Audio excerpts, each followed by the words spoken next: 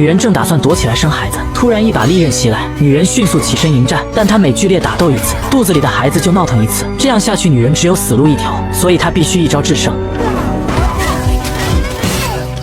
然而刚解决掉眼前的麻烦，身后又来2个。女人挥动手中的长枪刺进敌人的身体，接着将其掷出干掉10米外的菜鸟。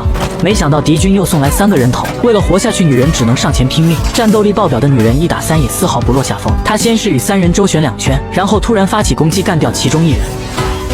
可这时肚子里的孩子却急着出来，身后的2人见状赶紧发起进攻。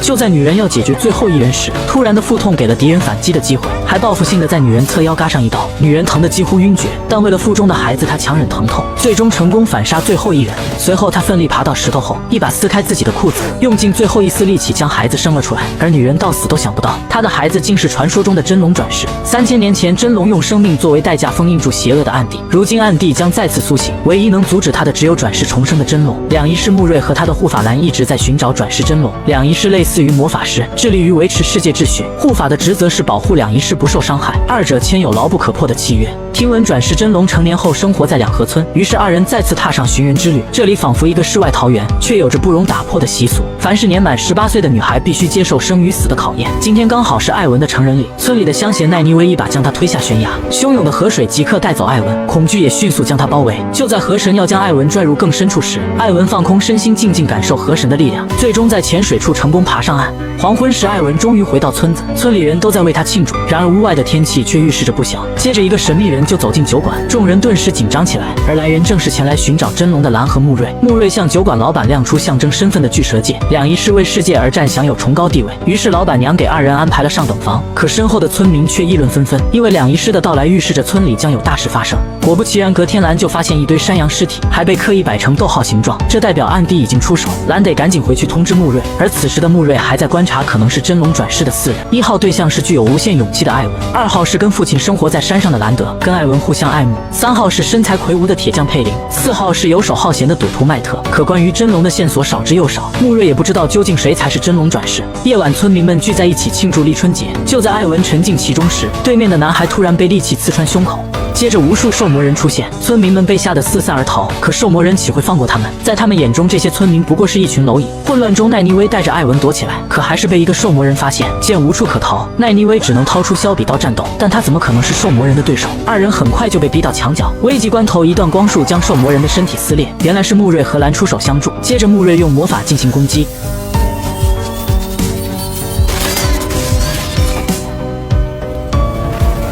然而两仪式聚集查克拉势不能断，这种时候就要看护法的眼尖利了。之后2人配合默契杀敌无数，妇女们也受到鼓舞，合力将一个兽魔人杀死。与此同时，住在山上的兰德父子也遭到了袭击。紧要关头，父亲拿出一把不俗的宝剑战斗，兰德从来不知道父亲还有如此身手。最终父子俩成功解决掉兽魔人，而奈尼威在救人时遭到一个兽魔人偷袭，毫无办法的艾文只能眼睁睁看着奈尼威被拖走。一旁的穆瑞也在施法时被兽魔人一刀刺中肩膀，这让人类瞬间处于劣势。而兽魔人这边士气高涨，他们一窝蜂涌向穆瑞。穆瑞见此只能忍着剧痛发起大招，他用房屋的砖石当作武器，强大的威力将兽魔人一个个击杀。随着最后一个兽魔人被击败，穆瑞和身后的屋子同时倒下，兰赶紧上前将其护住。清晨，这场战争终于结束。虽然两河村获得了胜利，但他们付出的代价实在是太大了，整个村子几乎全部毁灭，佩林的妻子也没能幸免于难，这成了佩林心中永远的伤痛。之后穆瑞用真元之力治好兰德的父亲，可兰德不但不感恩，反而质疑穆瑞的到来带来了这场灾难。穆瑞告诉几人，兽魔人是暗地的手下，暗地要想解除封印只能靠真龙，而转世真龙就在4人之中，所以妖怪们明显是冲兰德几人来的。还没等几人探究穆瑞的话是否可信，耳边就再次传来恶魔的嘶吼。只见大批兽魔人军队已经到达村庄附近，穆瑞让4人赶紧收拾跟自己一起引开兽魔人，不然整个村庄将再次受到重创。4人从小生活在两河村，不敢拿家人朋友的性命去赌，只能选择跟随穆瑞。他们不知道前方将要面对的是什么，但他们清楚往后的日子肯定充满危险。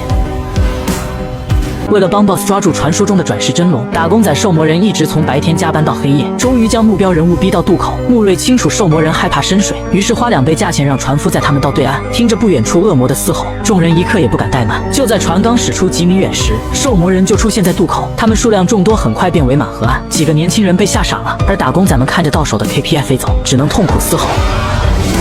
这时，一个骑马的无眼怪缓缓出现，而他就是这群兽魔人的头目，暗地的高级仆人隐妖。为了防止兽魔人追过来，蓝一刀斩断绳索，接着穆瑞发动魔法，想要将渡船拖入深渊粉碎，可船夫却不顾众人的阻拦，跳进河中。他要回去找自己的家人，但穆瑞的施法已经完成，不能撤回。几人只能眼睁睁看着船夫跟随渡船一起卷入漩涡，最终彻底消失在湖面。穆瑞对此也很心痛，但他们必须继续前进，因为妖怪们不会就此罢休。等到达两仪师的地盘白塔时，4个真龙转世的候选人就安全了。休息时，穆瑞用至上力帮助马儿恢复体力，但无奈的是，两仪师只能治愈他人，不能为自己疗伤，所以有伤在身的穆瑞越来越虚弱。不过夜晚，穆瑞还是找到艾文，因为他能感知到艾文与众不同。经过测验，果真发现艾文体内拥有强大的至上力，但仅凭这点还不足以证明艾文就是转世真龙。穆瑞让艾文好好利用这股力量，今后肯定会帮上他。深夜，兰德感觉嗓子里卡了东西，于是他伸手去掏，没想到竟扯出一只死蝙蝠，而接下来的一幕更是将他吓傻。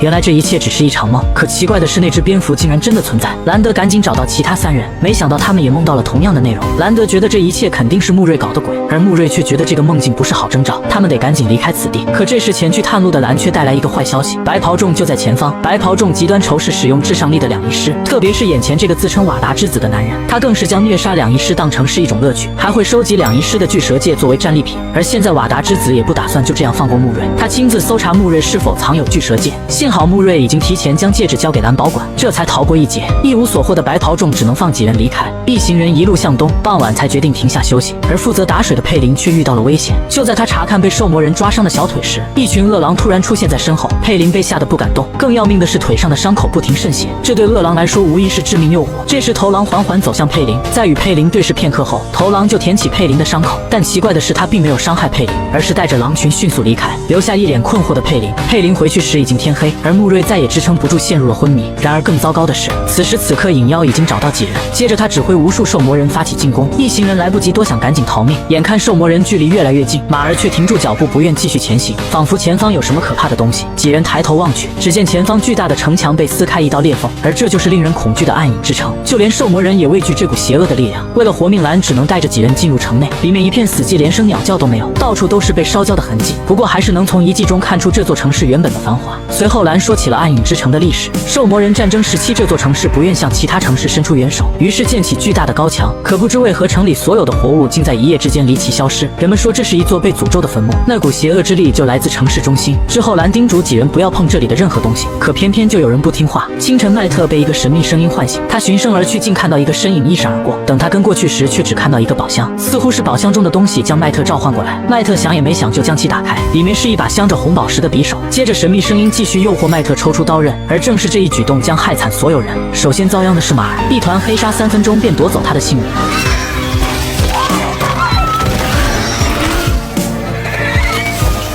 其他马儿见状赶紧逃命，早知道就不进城了。另外几人听见动静出来查看，可黑沙迅速向几人袭来，硬生生将4个年轻人分开。黑沙蔓延的速度如此迅速，很快就要将整座城吞噬。此时的蓝已经别无选择，只能和穆瑞靠简陋的马儿飞奔出城。兰德和麦特也通过一条小道逃出。黑沙似乎受到某种限制无法出城，而艾文和佩林情急之下跑到城墙上，然而那东西很快就追上来。就在这生死攸关之际，两人选择跳下100米高的城墙。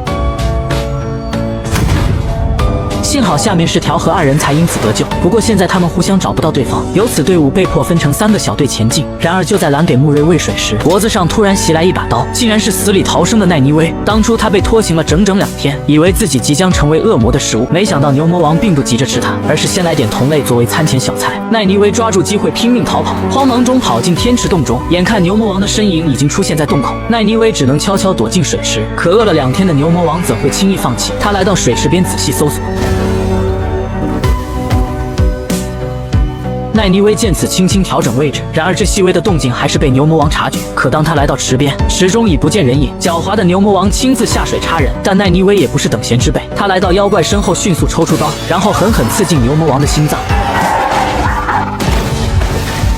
随着一滩血水晕开，奈尼薇也冲出水面。历经生死后，他觉得自己现在强得可怕，于是他设法追踪到穆瑞和兰。从兰口中，他得知4个年轻人走散了。没办法，奈尼薇只能先帮穆瑞治疗，然后再寻找艾文一行人的下落。在他的帮助下，穆瑞终于醒来，但想要痊愈的话，还得靠两仪师。幸运的是，他们遇到了红宗两仪师利亚勋。利亚勋抓到了自称真龙转世的男人洛根。这类男人被两仪师视为危险分子，多年前暗地使用邪恶力量污染了智商力。自此之后，拥有智商力的男性便容易迷失自我，从而伤害身边最亲近的人。因此，洛根将被押回白塔进行审判。随后，利亚勋将穆瑞3人带到营地，在绿宗两仪师凯勒尼的治疗下，穆瑞体内的毒素被完全清除，身体痊愈的穆瑞第一时间去见了洛根。洛根体内的力量比以往任何男性的都要强大，需要2个两仪师同时施法才能镇住。但他们从没想过，如此厉害的洛根为何会被轻易抓住？因为这一切都是洛根的计谋。他假装被抓，实则是想毁灭整个营地。如今时机已经成熟，洛根一个眼神将2位两仪师震飞。接着利用黑暗力量轻松打开牢笼。与此同时，营地外也遭到了袭击。只见空中飞来无数利箭，两仪师迅速蓄力将箭矢控制。等洛根的军队出现时，再将箭矢调转方向射向军队。对方虽然人多，但两仪师的实力远在他们之上。很快就解决掉大部分敌军。另一边，穆瑞也找到洛根，他嘲讽洛根不过是个将要疯掉的伪物，不久后便会被体内的邪恶力量吞噬。洛根对穆瑞的嘲讽不以为然。就在这时，凯勒尼突然发起偷袭。接着3人合力想要再次困住洛根，可洛根体内的暗黑之力迅速化为暗气袭向3人。为了保护2个姐妹，凯勒尼为她们撑起保护罩，自己却被致命的暗气击中，很快就没了呼吸。这时几个护法才赶过来，看到自己的契约主倒在地上，史蒂芬忍不住将情绪宣泄在洛根身上。可随着斧子落下，暗黑之力也因此找到了出口，最终将斧子折成碎片，干掉了在场所有人。奈尼薇因在死角才躲过一劫。这几天的相处，她早已对兰暗生情愫。此刻看着自己心爱的男人痛苦倒在血泊中，奈尼薇体内迸发出一股强大的智商力，这股力量迅速疗愈还未断气的人，就连自诩强大的洛根都感到不可思议。两仪师见状，赶紧将力量集中到利亚勋身上。现在情况紧急，已经等不及将洛根送往白塔审判，他们必须现在就收回洛根的智商力。随着暗黑之力被抽出，享有过无限力量的男人流下了眼泪。正是对力量的贪婪渴求，才勾出这股邪恶之力。今后洛根将回归到普通人，但那些死去的人却再也回不来了。活下来的人将这些战士以最高礼仪厚葬，之后便继续赶路回白塔。此时兰却担忧4个年轻人是否还活着。兰德和麦特自走散后，就一直往白塔方向前进。2人无意间来到一个诡异的村子，在这里有罪之人会被挂在铁笼中，直至身体被晒干。而麦特更关心他腰间的宝石。夜晚，他趁没人时悄悄回到尸体旁，但他没发现身后有人靠近。原来是村里的老头，但他可不是一般的老头。麦特顿时紧张起来，而老头只是想让死人安息。得知麦特是为宝石而来，老头让麦特抓紧时间，完事之后跟自己一起安葬尸体。而此时的兰德正跟酒馆老板娘聊得嗨，见气氛到位，老板娘想送上香吻，却被兰德拒绝了。恼羞成怒的老板娘直接掏出宝剑，她早就知道兰德和麦特是转世真龙候选人，她要将2人抓去邀功，因为她早已将自己的灵魂出卖给暗地。兰德清楚自己不是老板娘的对手，只能将希望寄托在门板上。老板娘让兰德省省力气，这扇铁门就算是3个他都无法撞开。兰德不信邪，继续撞门，没想到还真给他撞到。逃出来的兰德刚好遇到麦特，麦特什么也不知道，只能跟着一起跑。可老板娘凭借对村子的熟悉，很快就将2人拦住。她让2人乖乖束手就擒，自己已经通知引妖，2人今天是插翅难逃了。然而他话还没说完，就被一把小刀刺穿喉咙。原来是老头出手相救，随后他让2人跟自己一起离开，前往白塔。别无选择的2人只能听从老头的建议。逃了一整天之后，夜晚他们借宿在一户农场主家中，但麦特却感觉不对劲，只见一团黑沙钻进他的嘴里。就在这时，农家的小女儿找到他，并递来一块面包。麦特脸上出现难得的温和，因为女孩让他想起自己的2个小妹妹。女孩听后将自己的玩偶送给麦特作为陪伴，但麦特却做了一件让自己后悔一辈子的事。等兰德和老头找到麦特时，一切都已经来不及。只见农场主一家全倒在血泊中，而麦特双眼无神，显然是被某种力量控制了。2人顺着他手指的方向看去，竟然是引妖。老头让兰德带麦特离开，自己留下来对付引妖。麦特出门后才清醒过来，看着眼前的一幕，他不敢相信自己竟然杀害了小女孩一家，而这也成了麦特心中一辈子的痛。1个月之后，2人终于来到白塔。与此同时，艾文和佩林也跟着一个商队来到白塔附近，但不幸的是，他们遇到了白袍众，而瓦达之子也认出了2人。他让手下将2人带回自己的营地，随后命人将艾文洗干净，绑在椅子上，等着自己来审判。他认为艾文是两仪师，佩林是他的护法。身为白袍众的帅哥，最是痛恨两仪师，甚至以虐杀他们为乐。为了逼迫艾文施展法力承认自己的身份，帅哥将目光转向一旁的佩林，他用小刀在佩林的背上留下一道道痕迹。佩林疼得只能低吼。艾文不忍心看着好友受折磨，于是开始引导至上力。但他毕竟不是真正的两仪师，凭这点力量根本无法伤害到帅哥，反而引来对方一顿嘲讽。佩林趁此机会发力，他的瞳孔瞬间充满野性的色彩，同时帐篷外也传来一声狼嚎。看着慢慢靠近的彪悍，帅哥彻底慌了神。艾文借机捡起小刀刺进帅哥的肩膀，直到他没法再祸害其他人才松手。随后二人一起逃出帐篷，只见外面已经被狼群包围，两人也被一只恶狼拦住去路，但他只是叫了几声就去帮忙了。结合之前领头狼帮自己舔舐伤口，佩林推测自己拥有控制狼群的能力。之后两人成功逃到白塔。隔天穆瑞也从线人那收到消息，他第一时间就赶往两人的住处。见佩林因伤势过重昏迷不醒，穆瑞为他安排了两仪师治疗。艾文问起是否有兰德和麦特的消息，穆瑞回答还没找到二人，但他撒了谎，因为2天前他就见过兰德和麦特，当时的麦特已经神志不清，过不了多久就会像洛根那样被黑暗之力彻底吞噬。而这一切的罪魁祸首都是因为这把匕首，麦特在暗影之城偷偷拿走的邪恶之物。幸好穆瑞及时发现，他施法将这股黑暗力量从麦特的嘴里拉出，最终将其重新转移到邪恶匕首上。随着仪式完成，兰赶紧将匕首收起来。这次事件让兰德终于完全信任穆瑞，但穆瑞提醒他看好麦特，因为麦特已经被黑暗之力侵蚀太久，说不准还会有意外发生。现在所有人都已安全到达白塔，穆瑞要进行下一步计划了。他要将4人连同奈尼威一起带去世界之眼，那里是暗帝的监狱，5人中的真龙将在那打败暗帝，但挡在真龙和暗帝之间的人会直接死掉，所以不是真龙的人都将牺牲。当然，后面这2句话穆瑞并没有说出来。所有人都准备就绪之后，穆瑞开始用至上力打开时空门，这是去往世界之眼最快的途径，道中走一步，相当于现实世界的160公里。穆瑞率先走进去，其他人紧随其后。然而麦特却犹豫了，他不想拿自己的生命去冒险，所以面对同伴疯狂的呼喊，麦特还是无动于衷，直至道门完全关闭。这是所有人都没有预料到的。奈尼威请求穆瑞重新打开道门，穆瑞说这是麦特做出的选择。一旁的建造者也说门不可能再打开，因为时空道中不能使用至上力，否则会引起黑风怪的注意，到时候所有人都得死。毫无办法的几人只能跟着穆瑞继续前进。黑暗中前行，众人得万分小心，不然走错一步就将坠入无尽深渊。10几分钟后，拥有野兽夜视的佩林突然提醒前方有东西，原来是一块路标石碑，但石碑上的内容被人刻意毁坏了。穆瑞和兰立马意识到有东西在跟踪他们。建造者需要些时间才能解开碑文，穆瑞让大家先原地休息。可就在所有人都睡得香时，艾文却听到奇怪的声音，没想到竟然是兽魔人。艾文对自己使用了至上力感到抱歉。与此同时，黑风已经循声而动，一行人只能往距离最近的道门赶去，谁都没发现身后还有个人影。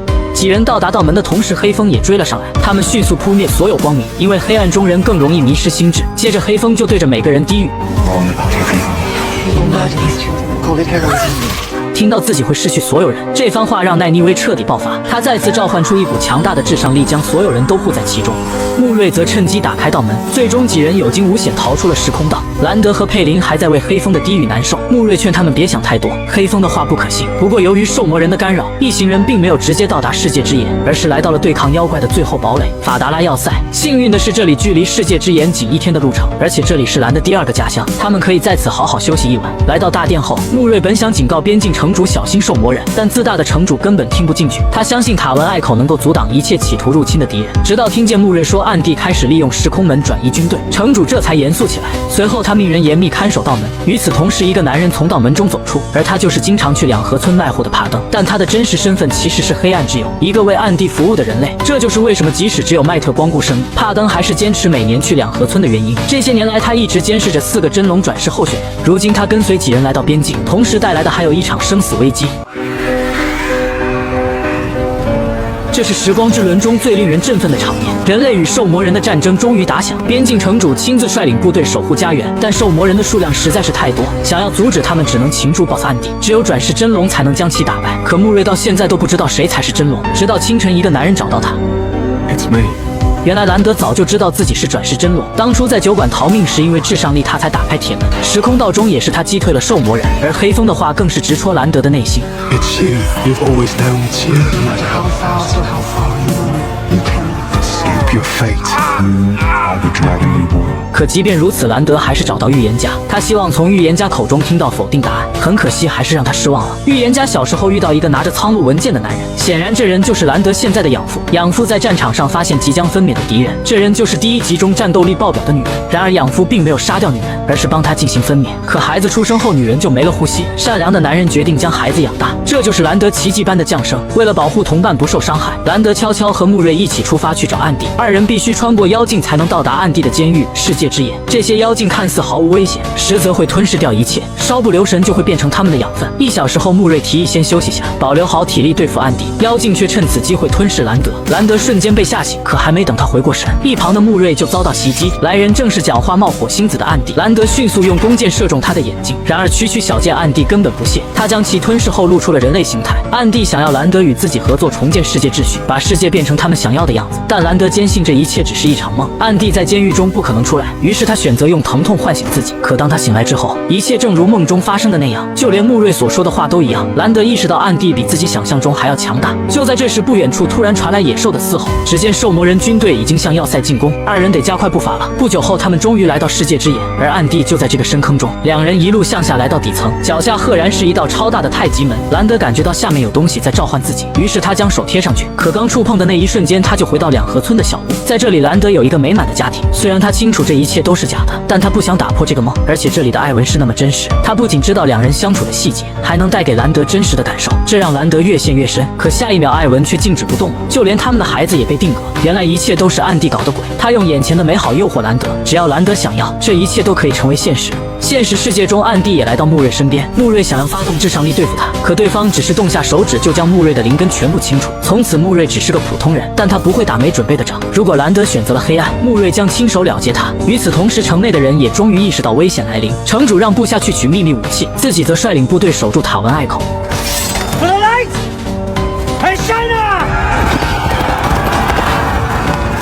守护城中的任务就交给曾是两仪师的妹妹了。奈尼薇和艾文也加入了妹妹的战队。如果城主失败了，他们将拼尽全力阻止兽魔人进城。此时的兽魔人军队已经到达隘口，随着引妖一声令下，所有兽魔人都冲向隘口城墙，而城主这边早就蓄势待发。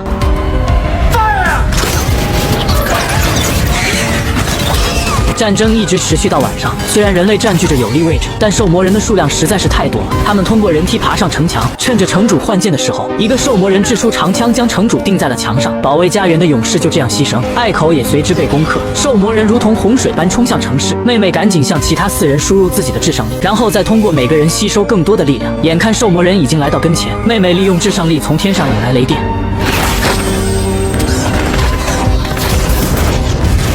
虽然这招十分奏效，但所需的至上力实在是太大。一个女人因聚集太多能量而燃烧起来，如果一直这样下去的话，所有人都会燃烧起来。可此时的妹妹已经无法放手，很快又一个人倒下。奈尼薇和艾文也坚持不住了，但能量还在源源不断到来。奈尼薇不能眼睁睁看着艾文送命，于是将艾文的能量全部吸收到自己身上，但也因此加快了自己的燃烧速度。就在这时，妹妹终于停下手，但还是晚了。5个人最终只剩下艾文1人。虽然隘口的兽魔人已经全部解决，但城镇另一边的危机才刚刚到来。暗地仆人帕登带着引妖闯入城中，他们为了城主的秘密武器瓦利尔号角而来。只要在最后的战争中将其吹响，姻缘中最伟大的英雄便会与之并肩作战，相当于火影中的绘图转生术。不过这招只能给真龙使用，可还没等号角派上用场，帕登就和引妖将几人全部除掉。但他现在还不能杀佩林，因为佩林、艾文、奈尼薇、麦特都是石轴，他们在时光之轮上起着重要作用，4人都必须活着。奈尼薇在艾文的努力下也重新活过来，只是谁都没想到麦特加入了暗地，而此时的暗地正在引导兰德，只要兰德再加把劲，自己就能重获自由。